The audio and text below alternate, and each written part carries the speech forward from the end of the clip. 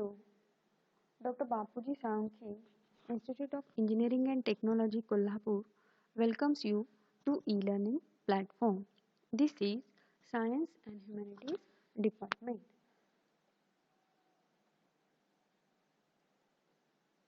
In the today's session, we will discuss the course Basic Science Chemistry and myself, Miss N.S. Patil, going to conduct today's session. The today's session will be on molecular arrangement in solid, liquid and gaseous state. म्हणजे मोलिक्युल्सची solid, liquid आणि gases state मधली arrangement कशी आहे, मांडणी कशी आहे हे आपल्याला आजच्या सेशन मध्ये डिस्कस करायचं आहे. Now we will discuss the learning outcome of this concept.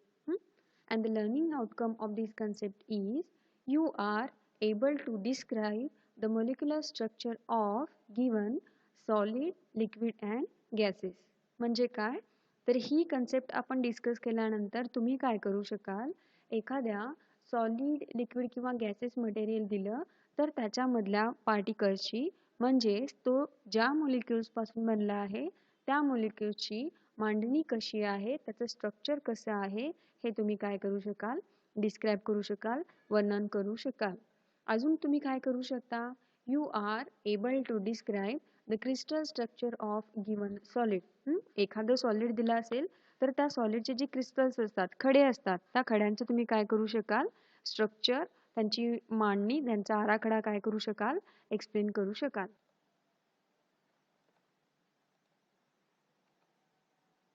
Now we will discuss molecular arrangement in the matter.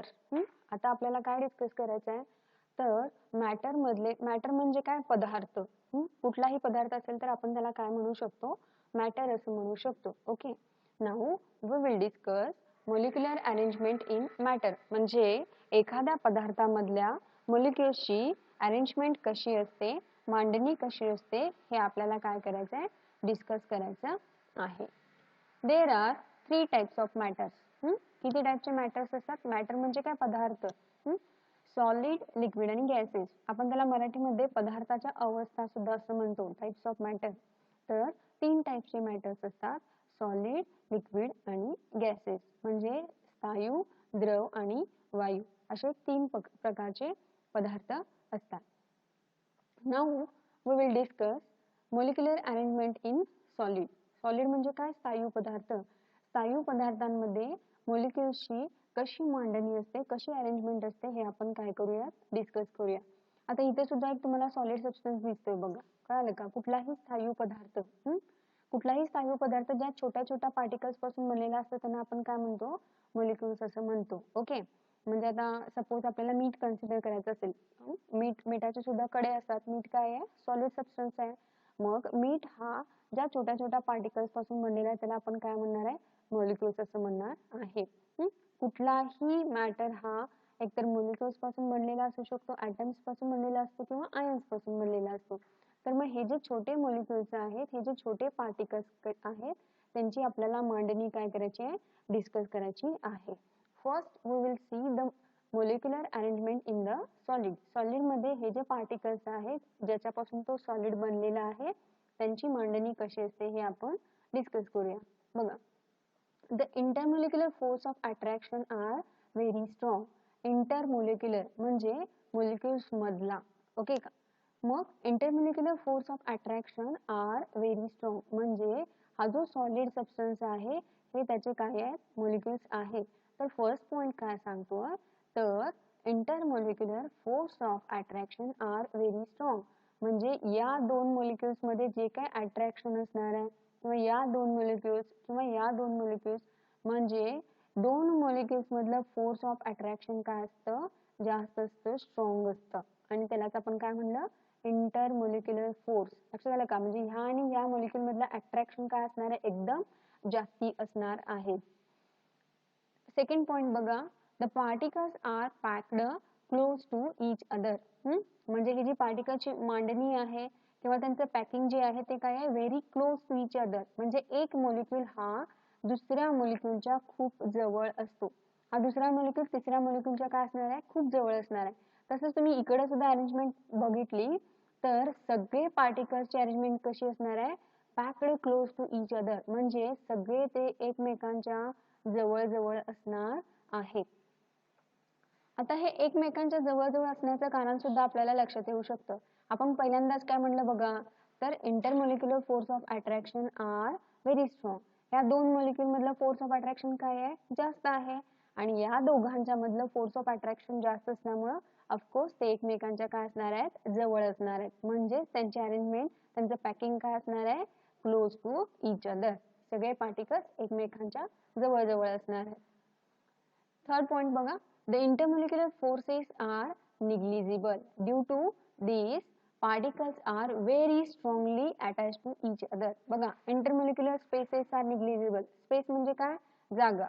कुठली जागा, इंटरमोलिक्युलर, म्हणजे दोन मॉलिक्युल्स मध्ये जागा जी आहे, स्पेस जी आहे ती निग्लिजिबल. निग्लिजिबल म्हणजे काय, नगण्य, म्हणजे आपण त्याला शून्य पण म्हणू शकतो. लक्षात आलं का, म्हणजे मॉलिक्युल्स मध्ये जागा नसल्यामुळं हे पार्टिकल्स एकमेकांना काय असतात, स्ट्रॉंगली अटॅच असतात. Okay. In case of solids, small vibration on the spot. आता आपण बघा, एखाद्या सॉलिड वरती आपण बंबार्ड केलं, म्हणजे कशाने तरी आघात केला, कशाने तरी त्याच्यावरती मारलं, तर आपण जी एनर्जी देणार आहे ती कुणाला मिळणार आहे, या मॉलिक्युल्सना मिळणार आहे. ओके. मग जेव्हा आपण या मॉलिक्युल्सना एनर्जी सप्लाय करतो त्यावेळी हे molecules one place to another place काय होत नाहीत, मूव्ह होत नाही. मग यांच्या बाबतीत काय होतं, फक्त हे मॉलिक्युल्स व्हायब्रेशन्स ऑन स्पॉट, म्हणजे काय, ते जागेवरतीच काय करतात, स्लाइटली व्हायब्रेट होतात. लक्षात आलं का, one place to another place यांची मुवमेंट होत नाही. बघा, सॉलिड पदार्थ आपण कशावरती तर ओतला तर तो वाहतो का, नाहीये. कारण का, हे जे सॉलिड मॉलिक्युल्स आहेत त्यांची जागा काय असते, फिक्स असते. आणि जर आपण त्यांना फोर्स अप्लाय केला, एनर्जी अप्लाय केली, तर ते फक्त काय करतात, फक्त जागेवरती स्मॉल, म्हणजे थोड्या प्रमाणात काय करतात, व्हायब्रेट होतात. बघा पुढचा पॉइंट काय म्हणतो, इनकॉम्प्रेसिबल, म्हणजे हे जे सॉलिड्स आहेत, सॉलिड्स काय असतात, इनकॉम्प्रेसिबल, कॉम्प्रेस करू शकत नाही तुम्ही त्यांना. त्यांच्यावरती प्रेशर अप्लाय करून, दाब देऊन तुम्ही त्यांचं साईज काय करू शकत नाही, कमी करू शकत नाही. त्याला काय म्हणायचं, इनकॉम्प्रेसिबल. ओके. कारण का, त्यांच्यामधलं फोर्सेस ऑफ अट्रॅक्शन काय असतं, स्ट्रॉंग असतं. त्यांच्यामध्ये जागा, रिकामी जागाच नाहीये. लक्षात आलं का, या जे तुम्ही मॉलिक्युल्स बघितले त्यांच्यामधलं इंटरमॉलिक्युलर स्पेसेस आर निग्लिजिबल, इथे जागाच नाहीये त्यांच्यामध्ये. त्यामुळं ज्यावेळी जरी आपण प्रेशर अप्लाय केलं तर हे पार्टिकल्स काय होत नाहीत, कॉम्प्रेस होत नाहीत, जवळ जवळ येत नाहीत. म्हणजेच काय आहे, इनकॉम्प्रेसिबल. आता कॉम्प्रेशनचं एखादं एक्झाम्पल आपण बघू शकतो. सपोज एखादा तुम्ही स्पंज बघितला, स्पंज वरती प्रेशर अप्लाय केल्यानंतर काय होतं, स्पंज काय होतं, कॉम्प्रेस होतं, त्याचं साईज कमी होतं. प्रेशर सोडलं तर ते परत काय होतं, ओरिजिनल कंडिशनला येतं. कारण स्पंज मध्ये काय आहेत सांगा, पोर्स आहेत, होल्स आहेत, रिकाम्या जागा आहेत. कळालं का, आणि त्यामुळे तो कॉम्प्रेस होतो. मग इथं सॉलिड मध्ये रिकाम्या जागाच नाही आहेत, इंटरमॉलिक्युलर स्पेसेसच नाही आहेत. त्याच्यामुळं आपण जरी प्रेशर अप्लाय केलं तर हा काय होत नाही, कॉम्प्रेस होत नाही. म्हणूनच आपण सॉलिड्सना काय म्हणतो, incompressible. Okay. Now we will discuss molecular arrangement in the liquid. जसं आता आपण सॉलिडचं बघितलं तसं आता आपण कुणाचं बघूया, लिक्विड. आता लिक्विड पदार्थ आपल्याला भरपूर माहिती आहेत. वॉटर सुद्धा आहे, लिक्विड आहे. वेगवेगळ्या प्रकारचे ऑइल्स असतात जे लिक्विड म्हणजे द्रव स्टेट मध्ये असतात. बघा, इंटरमॉलिक्युलर स्पेसेस आर बिगर. दोन मॉलिक्युल्स मधली जी जागा आहे, स्पेस आहे, ती काय आहे, बिगर आहे. मगाशी आपण सॉलिडचं सुद्धा स्ट्रक्चर बघितलं बघा, त्याच्यामध्ये आपल्याला इंटरमॉलिक्युलर स्पेसेस, जागा दिसत होत्या का, नाहीये. पण लिक्विड मध्ये हे जे इंटरमॉलिक्युलर स्पेसेस असतात, म्हणजे दोन मॉलिक्युल मध्ये जी जागा आहे, बघा या दोन मॉलिक्युल मध्ये ही जागा आहे, या इंटरमॉलिक्युलर स्पेसेस काय असतात, जास्त असतात. Particles are less tightly attach to each other. बघा, हे पार्टिकल्स त्यांची अटॅचमेंट आहे, ते अटॅचमेंट काय असते, लेस टाइटली असते, म्हणजे घट्टपणे ते एकमेकांना अटॅच नाहीये, थोडेसे लूजली काय आहेत, अटॅच आहेत. Intermolecular forces of attraction are weaker than solid. Intermolecular forces of attraction म्हणजे या दोन मॉलिक्युल्स मध्ये जे काय फोर्स ऑफ अट्रॅक्शन असणार आहे ते लिक्विड मध्ये सॉलिड पेक्षा काय असतं, कमी असतं. बघा आपण सॉलिड मध्ये बघितलेल्या दोन पार्टिकल्स एकमेकांना स्ट्रॉंगली अटॅच होते, पण इथं आहे का तसं नाहीये, हे थोडेसे डिस्टन्स वरती आहेत. म्हणजेच काय, तर लिक्विड मध्ये इंटरमोलिक्युलर फोर्सेस ऑफ अट्रॅक्शन काय असतात, वीक असतात, आणि त्याच्यामुळेच हे दोन पार्टिकल्स एकमेकांशी कसे आहेत, लेस टाइटली अटॅच्ड आहेत, म्हणजे घट्टपणे एकमेकांना अटॅचमेंट नाहीये, आणि त्याच्यामुळेच इथलं फोर्स, हे जे स्पेस आहे दोन मॉलिक्युल्स मधली, ती स्पेस काय आहे, जास्त आहे. Particles can move about litre.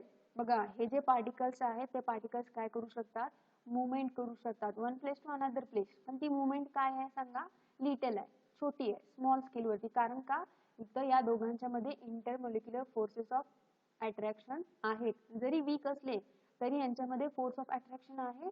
त्यामुळे हे जे पार्टिकल्स आहेत ते पार्टिकल्स काय होऊ शकतात, शॉर्ट डिस्टन्स वरती, थोड्या डिस्टन्स वरती काय होतात, मूव्ह होतात. बघा आपण एखादं लिक्विड ओतलं तर ते सरफेस वरती काय होत जातं, फ्लो होत जातं, म्हणजे त्याची काय होते, मुवमेंट होते.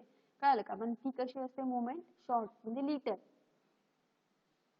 The liquids are less compressible, म्हणजे लिक्विडला आपण कॉम्प्रेस करू शकतो पण ते थोड्या प्रमाणात. बघा आता हे आपण लिक्विडला कॉम्प्रेस का करू शकतो, कारण बघा तर इंटरमॉलिक्युलर स्पेसेस इथं आहेत, म्हणजे दोन मॉलिक्युल्स मध्ये जागा आहे, इथं सुद्धा जागा आहे, इथं सुद्धा जागा आहे, म्हणजे जेव्हा आपण इथं प्रेशर अप्लाय करू, दाब देऊ, त्यावेळी हे सगळे पार्टिकल्स काय होणार आहे, एकमेकांच्या जवळ येणार आहेत, आणि इथल्या रिकाम्या जागा काय होतील, भरून निघतील. ओके, म्हणजेच काय, जर आपण लिक्विड वरती प्रेशर अप्लाय केलं तर त्याला आपण काय करू शकतो, कॉम्प्रेस करू शकतो, त्याचं साईज काय करू शकतो, व्हॉल्यूम जे आहे त्याचं व्हॉल्यूम काय करू शकतो, कमी करू शकतो. लक्षात आलं का, म्हणून त्याला काय म्हणलं जातं, लेस कॉम्प्रेसिबल. कॉम्प्रेस करणं, दाब देऊन त्याचं व्हॉल्यूम काय करायचं, कमी करायचं. ओके, मग लिक्विड मध्ये दोन मॉलिक्युल्स मध्ये जागा असल्यामुळे आपण त्याला काय करू शकतो, कॉम्प्रेस करू शकतो. ओके, पण ही जागा थोडी आहे, कमी आहे, म्हणून ते काय आहेत, लेस कॉम्प्रेसिबल आहे. बघा आपण सॉलिडला कॉम्प्रेस करू शकत नाही आणि लिक्विडला काय करू शकतो, कॉम्प्रेस करू शकतो, पण ते थोड्या प्रमाणात, स्मॉल स्केल वरती काय करू शकतो, कॉम्प्रेस करू शकतो. Okay, now we will discuss molecular arrangement in the gases. Gases molecules मधली जी अरेंजमेंट आहे ते आपण डिस्कस करूया. बघा गॅस आपल्याला दिसतो का, नाहीये, गॅस आपल्याला दिसत नाही. बघा त्याच्या प्रॉपर्टीज काय काय आहेत गॅसेस सबस्टन्सच्या. Huge intermolecular spaces between the particles. Huge म्हणजे खूप जास्त. इंटरमॉलिक्युलर स्पेसेस बिटवीन पार्टिकल्स म्हणजे गॅसेस पार्टिकल्स जे असतील. ओके, बघा हा एक गॅस मॉलिक्युल आहे, हा एक गॅस मॉलिक्युल आहे, तर यांच्यामधले डिस्टन्स जे आहे, जागा जी आहे ती काय आहे, ह्यूज आहे. म्हणजे गॅस मॉलिक्युल्स एकमेकांपासून खूप लांब असतात. बघा तेच सांगताय पुढचा point, particles are far apart from each other. एकमेकांपासून ते काय असतात, खूप लांब असतात. No intermolecular force of attraction म्हणजे गॅस मॉलिक्युल जे आहे, हा पूर्ण गॅस आहे, त्याचे हे पार्टिकल्स आहेत, मॉलिक्युल्स आहेत, तर या दोन मॉलिक्युल्स मध्ये कुठलाही फोर्स ऑफ अट्रॅक्शन असत नाही. No intermolecular force of attraction. आता या दोन मॉलिक्युल्स मध्ये इंटरमॉलिक्युलर फोर्स ऑफ अट्रॅक्शन, आवडीचा अट्रॅक्शनचा फोर्सच नाहीये, म्हणून हे पार्टिकल्स काय असतात, फार अपार्ट फ्रॉम इच अदर म्हणजे एकमेकांपासून खूप लांब असतात, आणि त्यांच्यामुळेच इथं काय असतं, ह्यूज इंटरमॉलिक्युलर स्पेसेस म्हणजे या दोन मॉलिक्युल्स मधले जागा भरपूर असते. आणि याच्यासाठी रिझन काय आहे लक्षात आलं, कारण गॅस मॉलिक्युल्स मध्ये फोर्स ऑफ अट्रॅक्शन असत नाही. बघा particles collide with each other and move in all direction. आता हे जे पार्टिकल्स आहेत हे काय होऊ शकतात, कुठल्याही डायरेक्शन मध्ये फिरू शकतात. बघा तुम्हाला हे एरोज दिसतात, म्हणजे हा जो पार्टिकल आहे तो इकडे जाऊ शकतो, कुठेही. They can move in all directions, कुठल्या पण डायरेक्शनला ते मूव्ह होऊ शकतात. And particles collide with each other म्हणजे हे मुवमेंट करत असताना हा पार्टिकल याला येऊन थडकू शकतो, धक्का देऊ शकतो, कोलाइड होणे. त्याला हा पार्टिकल याला कोलाइड होऊ शकतो, किंवा कुठलाही पार्टिकल दुसरा कुठल्याही पार्टिकलशी काय होऊ शकतो, कोलाइड होऊ शकतो, त्याच्यावर जाऊन आदळणे, त्याला धक्का देणे. कळालं का, त्यांची मुवमेंट ऑल डायरेक्शन्स मध्ये होत असल्यामुळं ते कुठल्याही दुसऱ्या पार्टिकल बरोबर काय करू शकतात, कोलिजन करू शकतात. And the gases molecules are compressible. बघा गॅस मॉलिक्युल्स खूप लांब आहेत, ह्या दोघांच्या मध्ये इंटरमॉलिक्युलर फोर्सेस नाहीयेत, आणि त्यांच्यामधले स्पेस जी आहे, जागा जी आहे ती काय आहे, खूप आहे. त्यामुळं तुम्ही गॅस मॉलिक्यूल वरती प्रेशर अप्लाय केल्यानंतर त्यांचं काय होऊ शकतं, कॉम्प्रेशन. म्हणजे हे सगळे पार्टिकल्स एकमेकांच्या जवळ येतात आणि त्याचं व्हॉल्यूम काय होतं, कमी होतं. म्हणजे काय आहेत, गॅस मॉलिक्युल्स काय आहेत, कॉम्प्रेसिबल आहेत. बघा आजच्या सेशन मध्ये आपण काय काय डिस्कस केलं, तर there are 3 types of matter. म्हणजे पदार्थ 3 टाइपचे असतात, सॉलिड, लिक्विड आणि गॅसेस. आणि सॉलिड, लिक्विड आणि गॅसेस या तिघांच्या मध्ये आपण मॉलिक्युल्सची अरेंजमेंट काय केलेली आहे, डिस्कस केलेली आहे. थँक्यू.